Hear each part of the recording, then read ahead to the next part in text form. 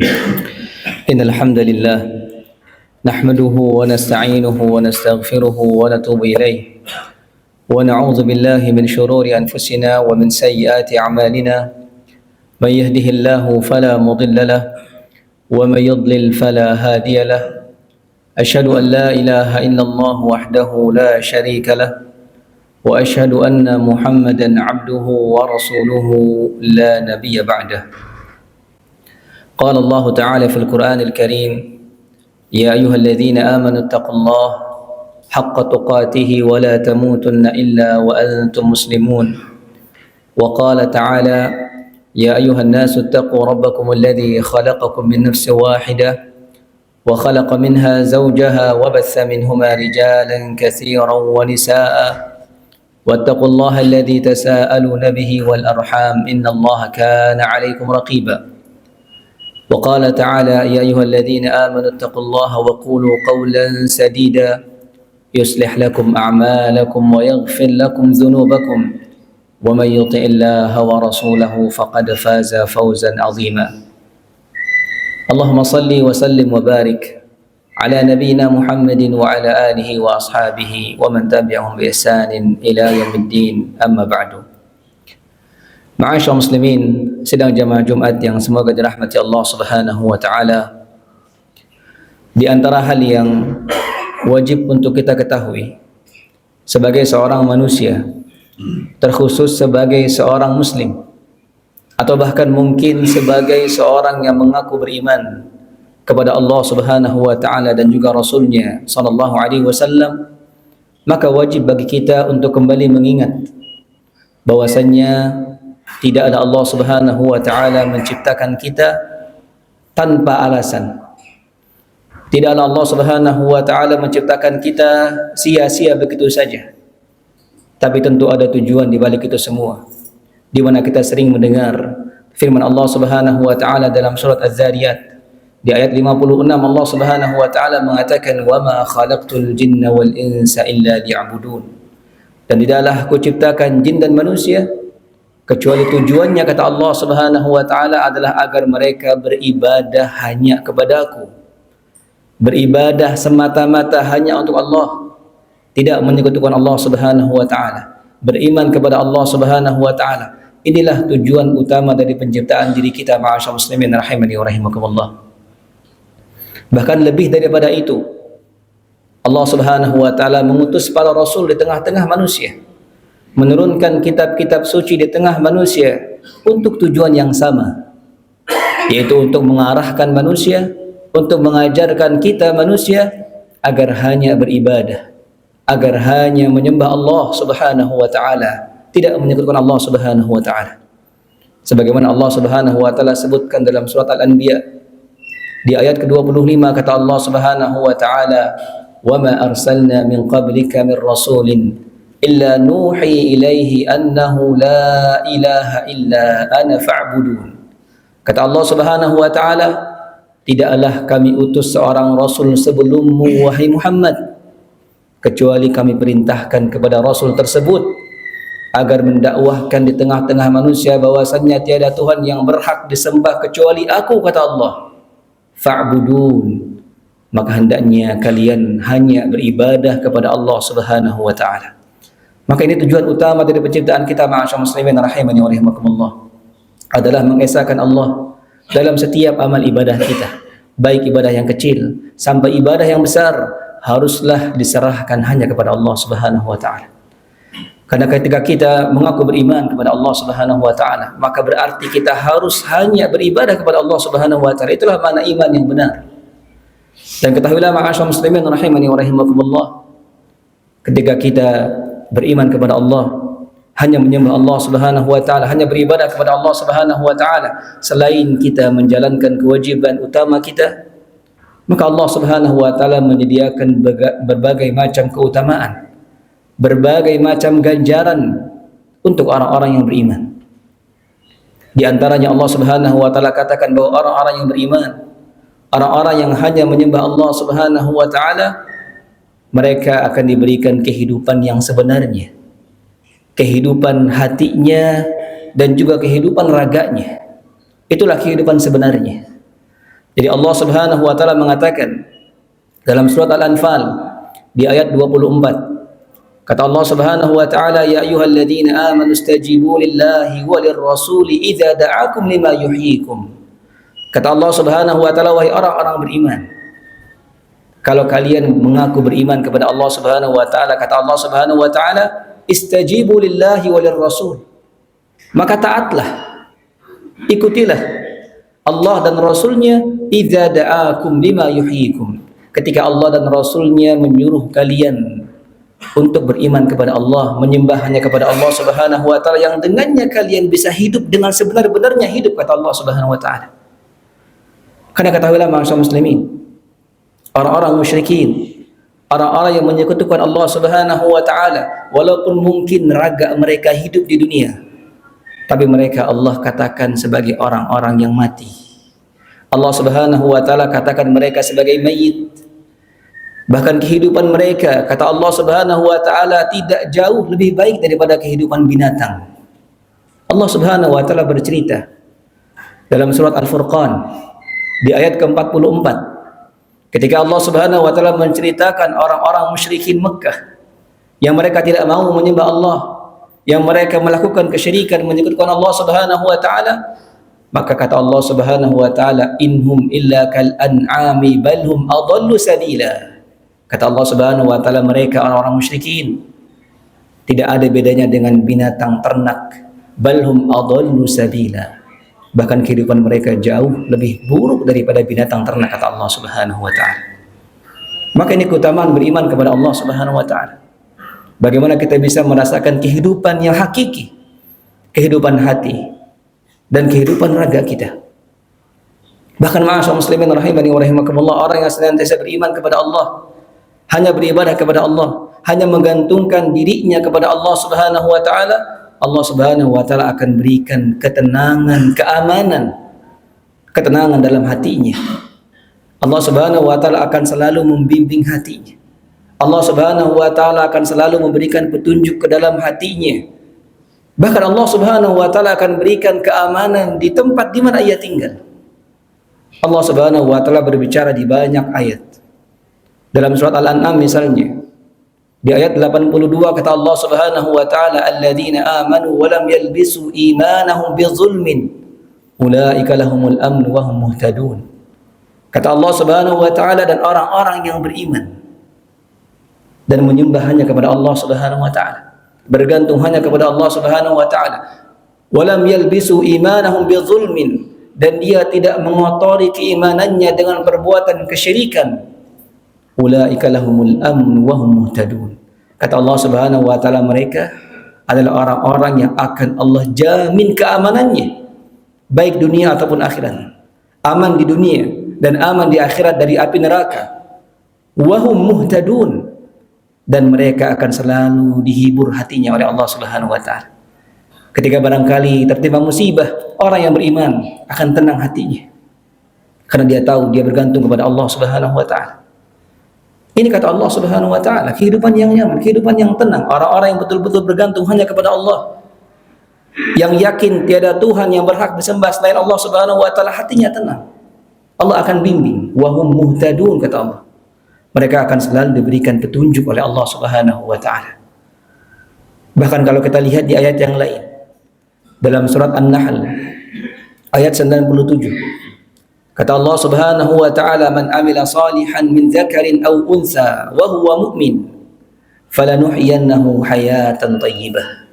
Kata Allah Subhanahu wa taala, barang siapa yang beramal saleh, baik laki-laki ataupun perempuan, dan dia beriman kepada Allah, dia hanya beribadah kepada Allah Subhanahu wa taala, ia hanya bergantung kepada Allah Subhanahu wa taala, falanuhyiyannahu hayatan thayyibah. Kata Allah Subhanahu wa taala, maka pasti kami akan jadikan hidupnya hidup yang bahagia. Bahkan kalau kita lihat ayat yang lain lagi, kalau kita bergeser ke dalam surat Thaha, dimulai dari ayat 123, Allah Subhanahu wa taala bercerita tentang ketika Allah menurunkan Nabi Adam alaihissalam dengan iblis musuhnya ke muka bumi. Kata Allah Subhanahu wa taala, qala ihbita minha jami'a. Turunlah kalian berdua, Nabi Adam dan iblis, dari surga ke muka bumi. Ba'dukum li ba'din adu, kalian akan terus bermusuhan, kata Allah Subhanahu wa taala, iblis dan juga Nabi Adam. Kemudian kata Allah Subhanahu wa taala, fa imma ya'tiyannakum minni huda faman ittaba'a hudaya fala yadhillu wa la yashqa. Dan ketika kalian nanti di muka bumi, kata Allah Subhanahu wa taala, baik jin dan manusia, fa imma ya'tiyannakum minni huda, aku akan datangkan petunjuk, baik berupa rasul yang diutus, baik berupa kitab-kitab yang diturunkan. Faman ittaba'a hudaya fala yadhillu wa la yashqa, maka barang siapa yang mengikuti petunjukku, beriman hanya kepada Allah di muka bumi ini, beribadah hanya kepada Allah Subhanahu wa taala, fala yadhillu wa la yashqa, kata Allah, maka orang yang mengikuti petunjukku tidak akan tersesat dan tidak akan dia sengsara hidupnya. Dan di ayat setelahnya 124 surah Thaha, kata Allah Subhanahu wa taala, wa man a'rada an dzikri fa inna lahu ma'isyatan dhanka. Adapun sebaliknya, orang yang tidak mau beriman kepada Allah, orang yang tidak beribadah hanya kepada Allah Subhanahu wa taala, orang yang berpaling dari peringatan Allah Subhanahu wa taala, fa inna lahu ma'isyatan dhanka, dia akan mendapati kehidupannya dalam kehidupan yang sempit, kata Allah Subhanahu wa taala. Kemudian juga ma'asyiral muslimin rahimani wa rahimakumullah, ketika seorang beriman kepada Allah Subhanahu wa taala, betul-betul mengesahkan Allah Subhanahu wa taala dalam ibadahnya, maka Allah Subhanahu wa taala akan jaga dirinya dari segala macam mara bahaya. Allah Subhanahu wa taala katakan sendiri dalam Al-Qur'an. Misalnya dalam surat Al-Hajj di ayat 38, kata Allah Subhanahu wa taala, innallaha yudafi'u 'anil ladzina amanu. Allah Subhanahu wa taala akan senantiasa membela, Allah Subhanahu wa taala akan senantiasa melindungi orang-orang yang beriman kepada Allah Subhanahu wa taala, orang-orang yang hanya beribadah kepada Allah Subhanahu wa taala. Dan masih banyak keutamaan yang lain, ma'asyiral muslimin rahimani wa rahimakumullah, tentang bagaimana orang-orang yang beriman beribadah hanya kepada Allah Subhanahu wa taala.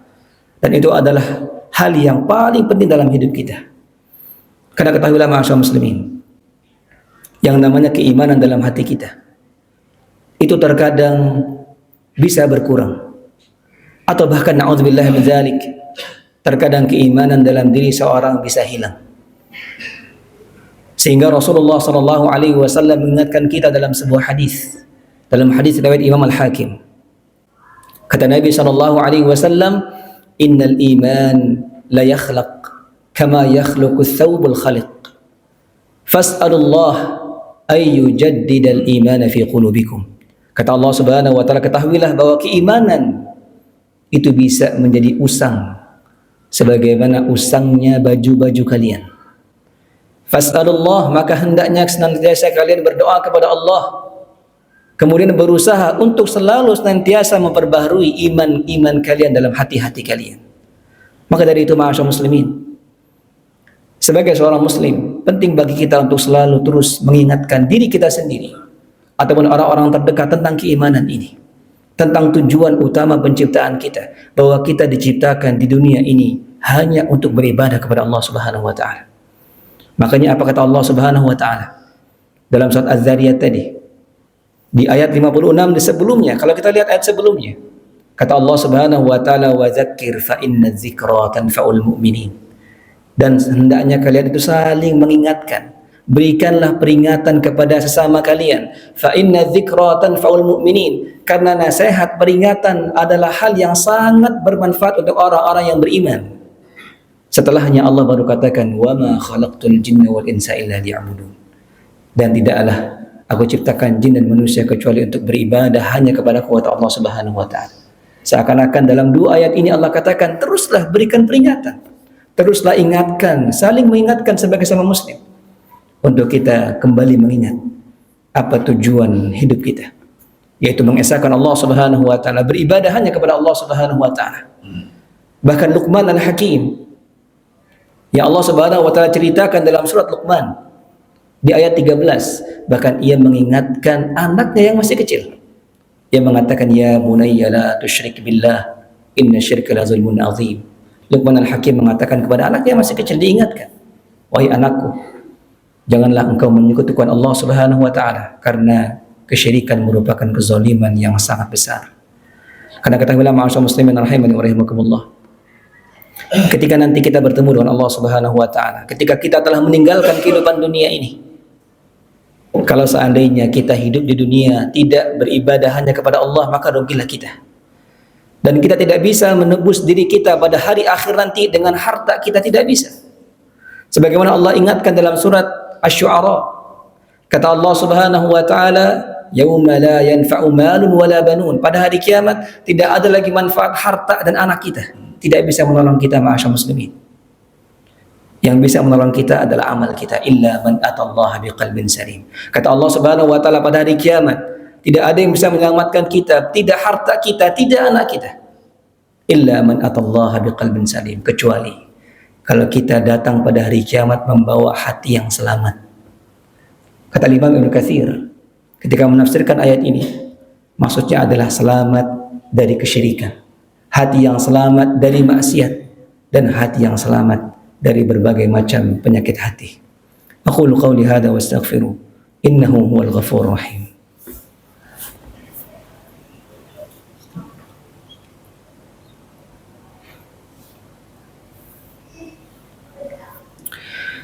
Alhamdulillahi rabbil alamin, wassalatu wassalamu ala ashrafil anbiya'i wal mursalin nabiyina Muhammadin wa ala alihi wa ashabihi ajma'in, amma ba'd.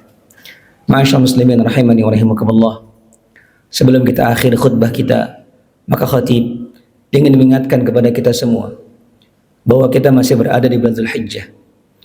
Mungkin 10 hari pertama bulan Zulhijjah, hari-hari yang agung telah melewati kita, tapi tetap kita masih berada di bulan Zulhijjah, salah satu di antara bulan haram yang Allah Subhanahu wa taala sebutkan dalam surat At-Taubah ayat 36, bahwa bulan-bulan haram, Zulqa'dah, Zulhijjah, Muharram dan Rajab, dari awal harinya sampai akhir bulan adalah hari-hari yang agung.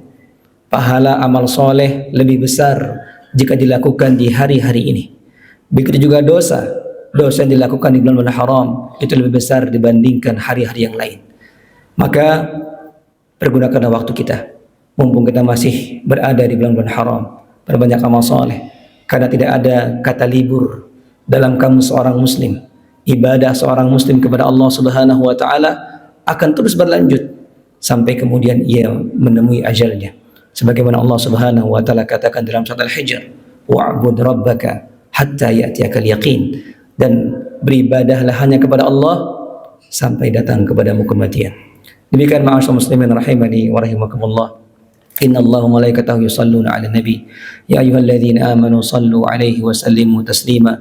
Allahumma salli ala Muhammad wa ala ali Muhammad kama sallaita ala Ibrahim wa ala ali Ibrahim innaka Hamidum Majid. Wa barik ala Muhammad wa ala ali Muhammad kama barakta ala Ibrahim wa ala ali Ibrahim fil alamin innaka Hamidum Majid.